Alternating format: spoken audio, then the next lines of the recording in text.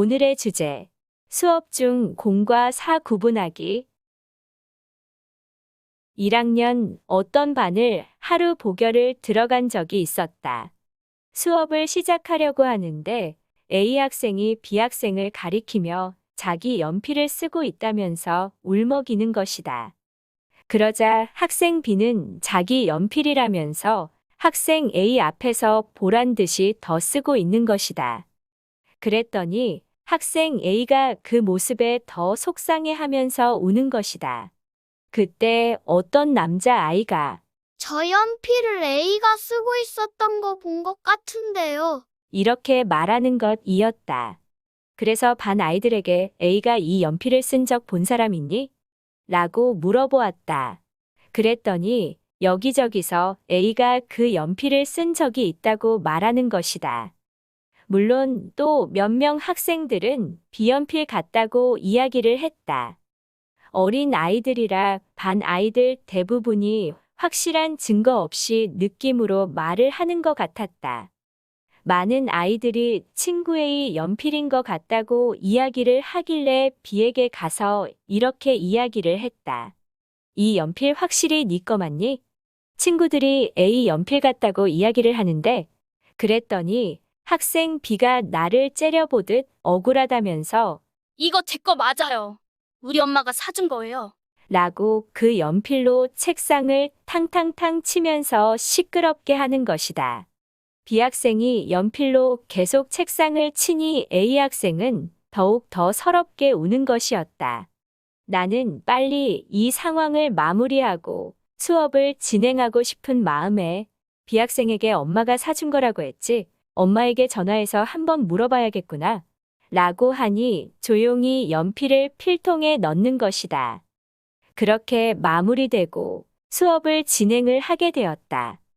그 수업이 끝나고 쉬는 시간에 학생 A와 학생 B는 언제 그랬냐는 듯 같이 즐겁게 노는 것 100%로 누구 연필이라고 확신할 수 있는 상황도 아니었고 심적으로 A 학생 연필 같다고 그냥 B 학생에게 연필을 뺏어서 줄 수도 없는 것이다.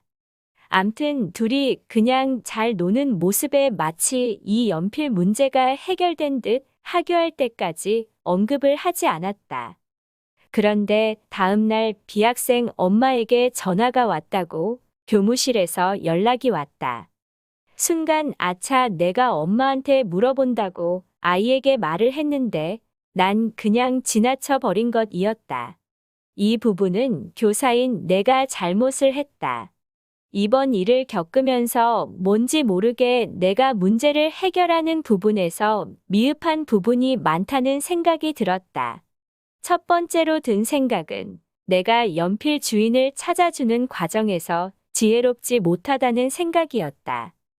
마치 솔로몬이 진짜 엄마를 찾아주었던 것처럼 지혜로운 해결 방법이 있었을 거라 생각을 하고 멘토 선생님께 전화를 드렸다.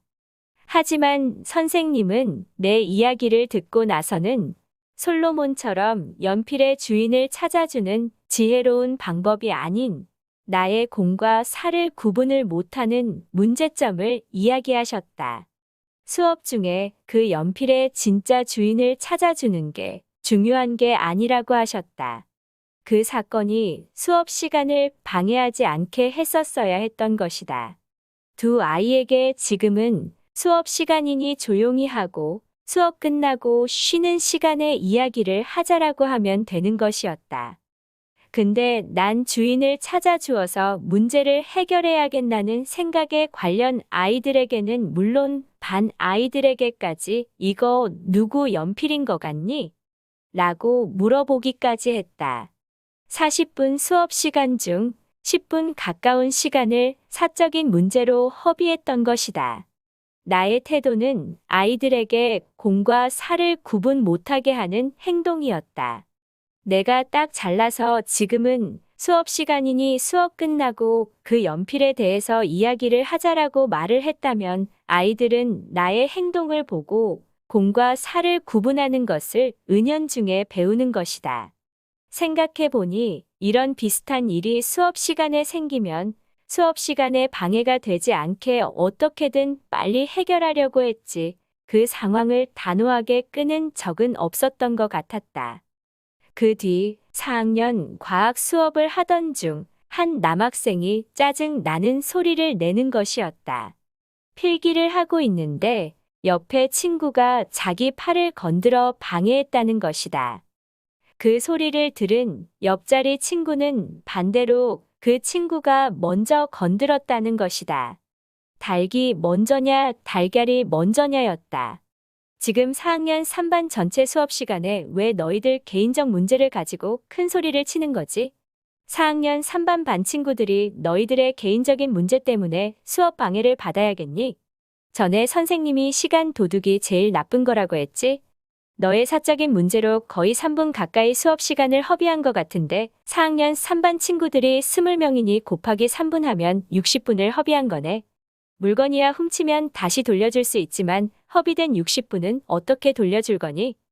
라고 말을 하니 아무 말도 못하고 조용해졌다. 그리고 난 아무 일도 없었던 것처럼 수업을 이어나갔다. 바로 이거였다. 공적인 수업 시간에 사적인 개인적인 문제를 드러내는 그 자체가 잘못되었다고 공과 사를 구분하도록 지도를 하면 되는 것이다. 다음은 멘토 선생님의 도움말입니다. 교과서로 교육만 받는 것이 아니고 선생님은 생활 교육을 해주어야 합니다. 생활 교육을 제대로 해주는 선생님을 둔 제자들은 나중에 어른이 되어 사회생활을 잘할 수 있는 토대가 된답니다. 생활 교육을 할 수 있는 기회를 잘 포착하시고 잘 지도하시길 대한민국을 위하여 부탁합니다.